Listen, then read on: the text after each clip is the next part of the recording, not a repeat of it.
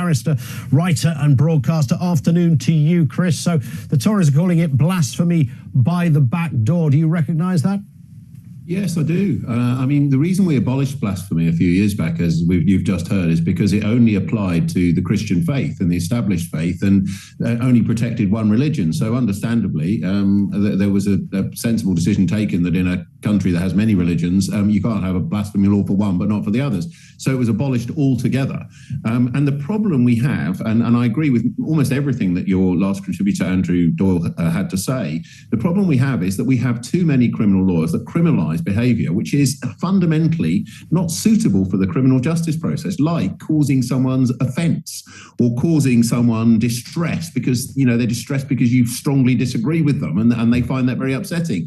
Well, you know, fundamentally, it should be first and foremost, you have the right to say whatever you like, provided you do it peacefully and you protest peacefully. And you should be able to do it and say it wherever you like, including outside the embassy of a foreign government, which may not like it and may crack down on its own citizens who protest in their own country. But in this country, you should be allowed to burn the Quran, you should be able to burn Lord of the Rings or any other book you want that you've bought and paid for, and no police officer should be able to stop you. Yeah. What's the bit that got me here? I mean, if somebody wants to say, I said to Andrew, you know, it's more of a littering offence than anything as far as I can see it. But nonetheless, I was being slightly sort of smart saying that. But my point is that the public disorder aspect of this, aggravated public order offence, all right, let's say, okay, he was kicking off, he was clearly wanting to make a scene, somebody gave him a smack and, you know, that proves the point that it was public disorder.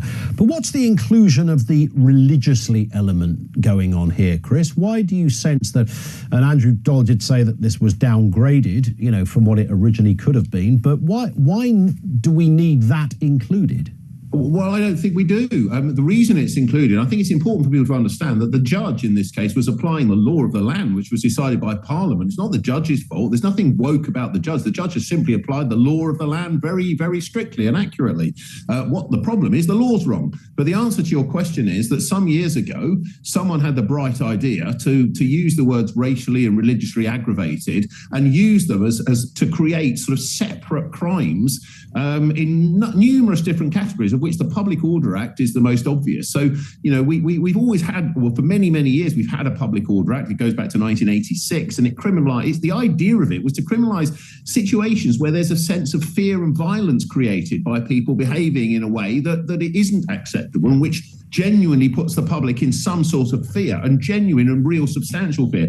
Now it's being used simply to attack people, arrest people for posting on Twitter in a way that people find offensive. And you know, once you head down that road there's not going to be many police left to investigate burglary or robbery or rape because they're just going to be too tied up on Twitter all day. Yeah, thousands of them, as it turns out. Chris, thank you as ever. Very thorough stuff from Chris Daw KC, barrister. Is there anyone that thinks all of this stuff is kind of okay?